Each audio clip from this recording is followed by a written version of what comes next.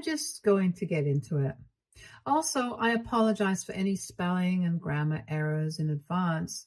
I'm writing this on my phone and I don't have the greatest eyesight. Anyway, I, 33, female, have been going through one of the worst phases of my life. This past week has been an absolute nightmare, and I feel like I'm losing myself and my sanity, and I don't know what to do. I've been married to James, 35, male, for the past 6 years, and we've known each other for the better part of a decade. He meant the world to me, and I loved him with all my heart. Just for him to betray me, I don't know what to make of things anymore and need some advice on how to tackle this. I met James on a dating app. This was nearly 9 years ago when I was in college, and it was one of my friends who actually swiped right on him. Back then, I had just come out of a long relationship that ended on a bad note and wasn't exactly looking for another relationship. So when James messaged me for the first time, I didn't think it would amount to anything serious and replied to him because he was cute and seemed sweet. Before I knew it, he asked me out on a date, and I ended up really enjoying his company. He was funny and very charming. We ended up going on more dates, but things were very casual. Like I said, I was still healing from my past relationship. James knew about how I felt and didn't pressure me into anything. He became more of my friend, and I used to trauma dump on him all the time. He was very patient with me and helped me through a bunch of things that I was dealing with, especially with my family, which I'll get to later. We began meeting almost daily, and even though I promised myself that I was going to be single for a while and not jump into another relationship, I found myself falling for him hard. It was unexpected, even for me, but his charm and patience won me over, and within a few months I knew I liked him more than friends. I knew that he liked me too, but he also knew that I wasn't interested in a relationship, so he never asked me out. About a year into our friendship, we were definitely falling for each other. He made me so happy and loved, and I finally felt secure enough to ask him out, and we got together officially, much to my parents' annoyance. So coming to my family, my dad at the time was a businessman and owned shares in many companies, including managing the family business, which he had inherited from my grandparents. We were pretty wealthy, and I must admit I grew up in a very comfortable way. It wasn't like my parents spoiled me or anything. However, there was never a point in my childhood where I was deprived of anything that I needed. My dad wanted me to marry an educated, rich man who could handle the family business. James had lost both his parents and didn't have anyone except his younger brother and his grandma. He didn't have a college education and was at the time working as a waiter, barely making any money. I didn't mind any of that because I loved James. He was my best friend and treated me better than any man had before. Saying that my father wasn't happy with my relationship would be an understatement. I knew that he wasn't going to approve of James because he had a very specific mindset about what he wanted in a son-in-law, and James didn't fit into any of it. When our relationship started getting serious, my dad started openly berating him, saying that he wasn't good enough for me because he was poor and didn't have a job while I was working and had a well-paying job. He said that James wasn't going to be able to keep up with my lifestyle and that I was going to regret it later. But we stayed together despite his warnings. When James and I got engaged, my father was furious. He said he couldn't stop me from getting married because I was too stubborn, but he practically pleaded with me to make James sign a prenup. I must admit this wasn't even on my mind, but my father said that many people would do anything for money, and a prenup was a safety net. I honestly found it insulting that he thought that what James and I had wasn't true and that he was only in on it for the money. This resulted in a huge argument with my dad. It went to the extent where he threatened to cut me out of the will if I didn't get a prenup. I spoke with James and told him that it didn't matter what my dad said. We loved each other, and I knew that it was true. James said that he too felt insulted that my dad would even bring this up. When I told him my dad was planning to cut me out of the will and out of his life, he told me that he didn't mind signing a prenup if it meant that my parents and I could be together. At the time, I thought that he was being so selfless. I agreed to get a prenup, and it was James who showed me a few ways to get it done. In brief, you can get a prenup which will ensure your assets are protected in case of a divorce, but there are also specific prenuptial agreements that allow you to protect and separate your assets for a specific period before merging them. After the time has elapsed, the prenup is dissolved. This time could range from 8 or 15 years or even longer after marriage. This ensures that your partner is in it for the right reasons. We decided to get a prenup for 8 years, after which it would get dissolved and we would share assets. This seemed to put all of us at peace, as it was a solution to everything.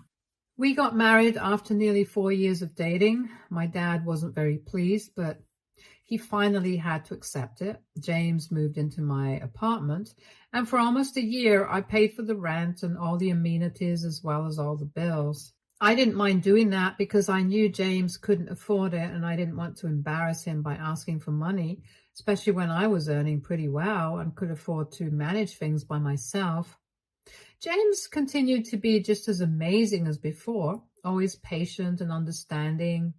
He still worked at the restaurant, and I was the one who ended up paying for all our dates, which I also didn't mind. I loved giving him things because I knew that he had had a tough life and didn't have much growing up. After about 2 years of our marriage, I thought that he would get a hold of himself and try getting a better job, or at least do a few online courses to get some more skills. He, on the other hand, seemed to have lost interest in bettering himself. At one point, he quit his job and the restaurant. I didn't want to put any pressure on him, but at the same time, it was getting difficult for me to manage things by myself. It wasn't like he helped out with any of the housework. He'd lounge around all day or stay out and not even cook me a meal. I just assumed that he was feeling demotivated, and after discussing this with him, we decided to sign him up for an online finance diploma so that he'd get some experience. I also felt like it was time we started trying for a baby. I loved kids, and I had always wanted to be a mother.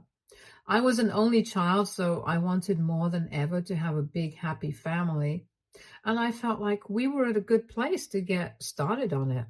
I also felt that having a baby on the way would help motivate James to work harder.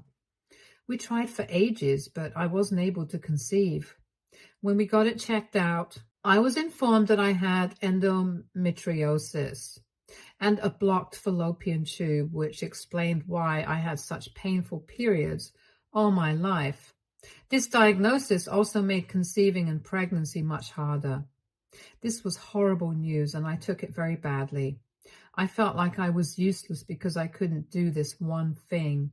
I did tons of research, took various pills, put myself on a strict exercise regimen, and basically abused my body to increase the chances of pregnancy, but nothing I did worked.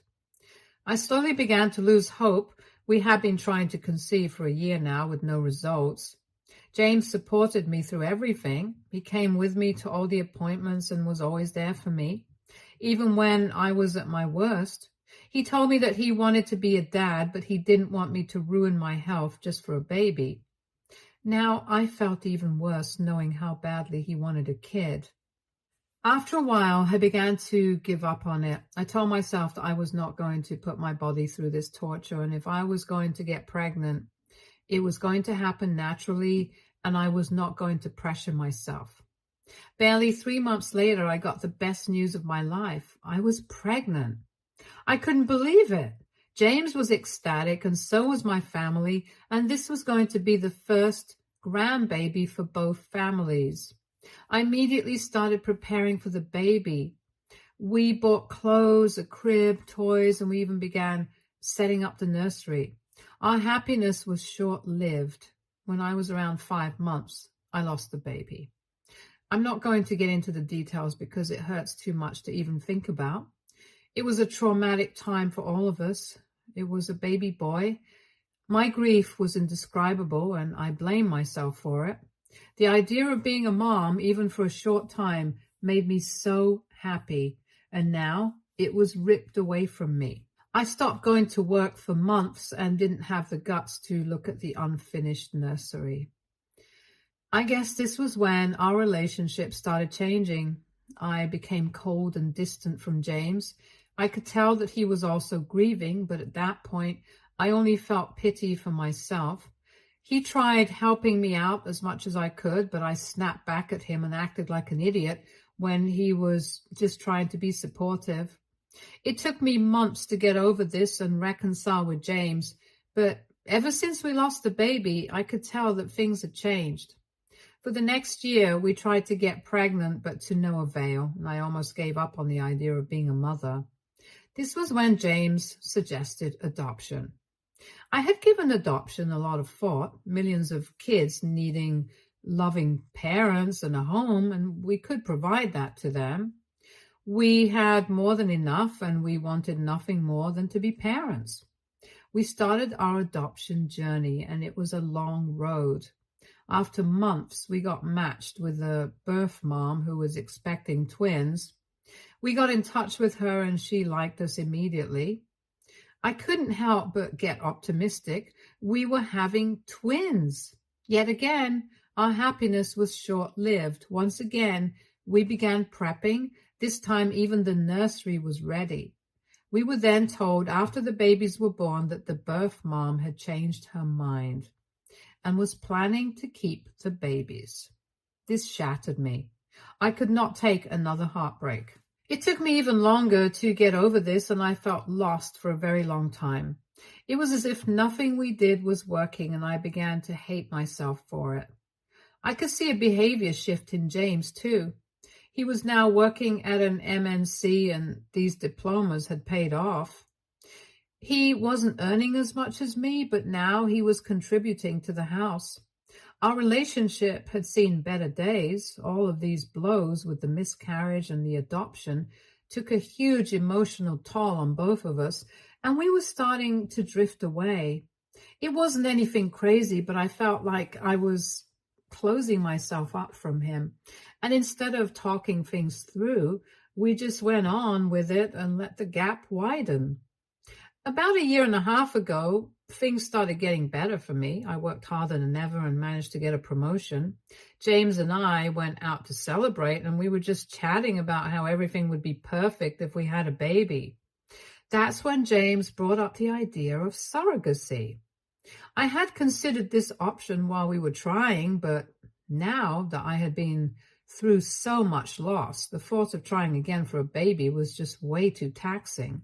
Surrogacy did sound promising, but I didn't want to get my hopes up just for them to be crushed again. James seemed excited, and I didn't want to break his heart. Even though I knew that this might not work, I decided to give this one last chance. Over the next few weeks, we did a bunch of research and decided to go ahead with it. I made it very clear from the beginning that my main priority was my mental health, and I couldn't take another disappointment. So James agreed to manage the whole thing. He said that he'd do all the paperwork, interview potential surrogates, everything, so that I didn't get too invested. I was more grateful than ever for him to step up like this. I got in touch with our doctor, and they began prepping me for an egg retrieval. They pumped me up with hormones, and that affected my mood terribly. After my eggs were retrieved, they were fertilized with James's sperm using IVF, and after a lot of prayers, we found out that we had one viable embryo, our rainbow baby. Despite this, I tried not to get my hopes up. We also managed to find a suitable surrogate. Her name was Emily. She was 24 and was willing to carry our baby. I didn't get involved when it came to choosing a surrogate. James told me that he would handle everything because I was too emotionally exhausted. I liked Emily from the minute I saw her. James showed me all her paperwork. She didn't smoke or drink. Her medical exam was good and the doctor approved her. She told me that she was doing this because her mom was ill and she needed the extra money for her treatment. She was working overtime and staying at a hostel to pay the bills, while her sister looked after her mom. Her story touched my heart, and I vowed to help out as much as possible since she was giving me the greatest gift. We moved on to the embryo transfer, and after, we'd usually expect a positive pregnancy test after 15 days, but we weren't getting it. My heart dropped and I prayed more than ever. The doctor told us to wait a few more weeks before confirming everything. To everyone's relief, 2 weeks later, Emily did a blood test which confirmed pregnancy. A month later, we did the ultrasound and I saw my baby for the first time. The technician said that the baby looked smaller for its gestational age, but apart from that, everything was fine. I was so relieved that I cried. We paid Emily the first installment, which she sent back to her mom. She told me her mother would never use the money if she knew that it was obtained through surrogacy, and that's why she was staying at a hostel. I felt terrible for her. I spoke with James and asked if it would be possible to have Emily stay with us for the duration of her pregnancy, and he was completely against it. He said that it was better if we didn't get too involved and attached, but after a lot of persuasion, he finally agreed. That way, we could ensure that she ate healthy and didn't have to worry about rent. Plus, we'd always be close by in case of an emergency. Emily began staying with us and she became a friend to me.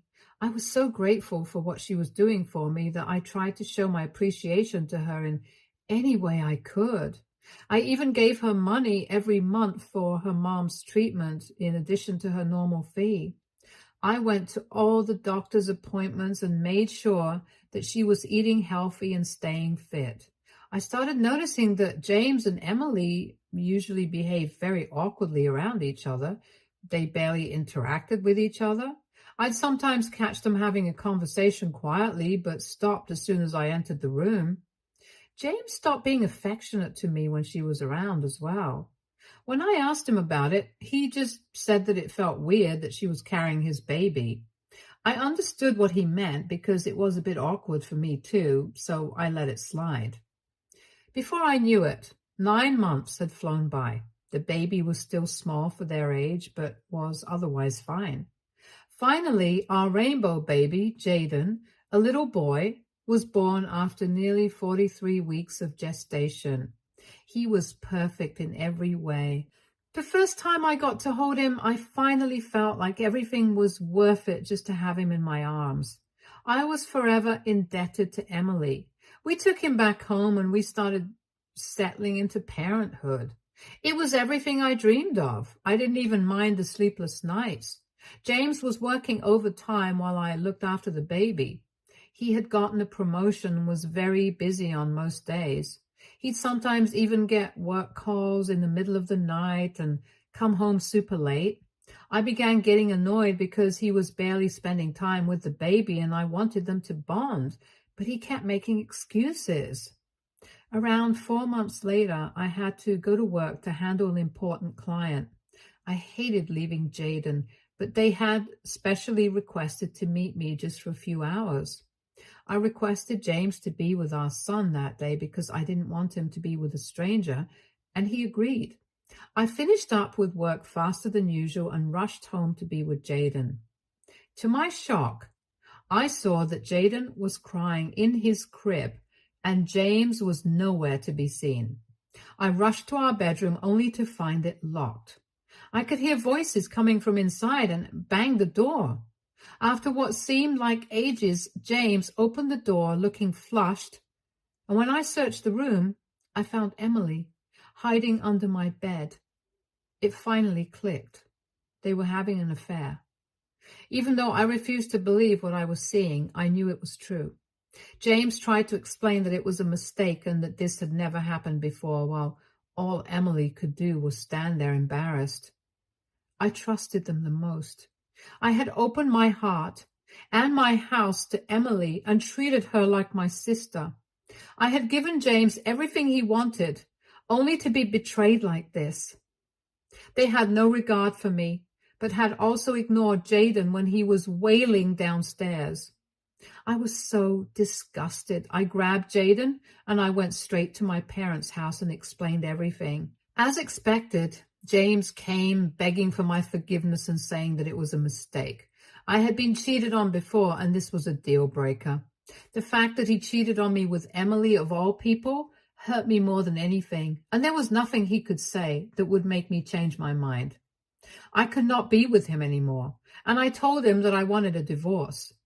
He cried and protested and fell at my feet, pleading with me, but my dad called security and kicked him out. A few weeks later, I got in touch with my lawyers and served him the papers. Since we had been married for only 7 years, the prenup still held good and I didn't owe him any money. At that moment, I was glad that my dad made me sign the prenup, otherwise half my assets would have been lost to this cheater. When it came to the custody of Jaden, I decided that 50-50 custody would be best because I wanted him to grow up with a dad. James's entire personality changed after he found out that I was serious about the divorce. All the begging and crying stopped as soon as he saw the papers. One evening, he called me and told me that he wanted to meet me and discuss the details of the divorce. We met up, and I was shocked to see that he had Emily with him. He looked very pleased.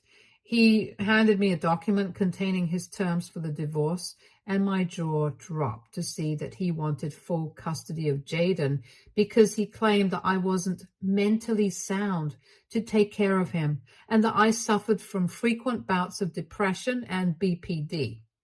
He requested $15,000 in monthly child support and that the baby would be entitled to all the money I would receive from my dad through his will. I immediately rejected this. There was no way James was going to get full custody of Jaden. He said this was all a part of his master plan. Him and Emily had been together for 2 years. He chose her to have the baby so that when he eventually left me after 8 years of marriage, when our prenup expired, he could be with her and our son and take half my money with him. Unfortunately, I had caught him cheating and the prenup was still valid because he claimed that I was mentally unsound. He wanted full custody of Jaden, and since I was richer than him, I owed him that crazy sum in child support. I couldn't believe that he could be so devious. The fact that he had been planning all this for years and I had no idea. It hurt to know that Emily was in on this, especially after everything I did for her. Remember her sick mom? All lies. She was just taking my hard-earned money and spending it on herself and James. They took advantage of my naivety just for money. But there was no way I was going to let them take away my son. I asked James if I meant nothing to him. My heart broke when he said that he initially did love me, but after we lost the baby, he lost interest and was only planning on being with me till the prenup expired. This hit me like a pile of rocks. I told my lawyers everything and they agreed that the child support he was asking for was insane. They said that they would do everything to ensure that I had custody of my child. My lawyers also advised me to get a maternity test. I found this absurd because there was no way that Jaden wasn't mine, but they just wanted to make sure. I did the test even though I found it ridiculous. The results made me collapse. It came back saying that I was not Jaden's biological mother. I didn't see how this was possible because my eggs were used and the implantation was done. I'm numb. I don't know what happened. I just feel so defeated. I have got in touch with James and he claims that there has been some mistake.